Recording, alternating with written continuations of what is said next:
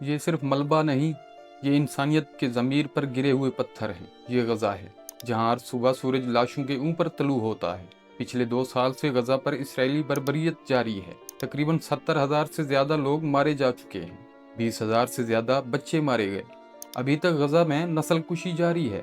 غزہ اس وقت جل رہا ہے جہاں سانس لینا بھی جرم بن چکا ہے۔ دنیا کے سب سے بڑے قید خانے فلسطین میں بچے پیدا تو ہوتے ہیں لیکن آزادی مر جاتی ہے۔ یہ وہ سرزمین ہے جہاں آنسو بھی بوجھ بن جاتے ہیں۔ دنیا بولتی تو ہے مگر عمل نہیں کرتی۔ قراردادیں بنتی ہیں مگر انصاف نہیں ملتا۔ اور سوال اب بھی وہی ہے، انصاف کب ملے گا؟ یہ جنگ نہیں، نسل کشی ہے۔ یہ لڑائی زمین کی نہیں، انسانیت کی ہے۔ جب ایک قوم کے خواب ایک میزائل سے مٹ جائیں تو ہم سب مجرم ہیں۔ پھر بھی امید باقی ہے۔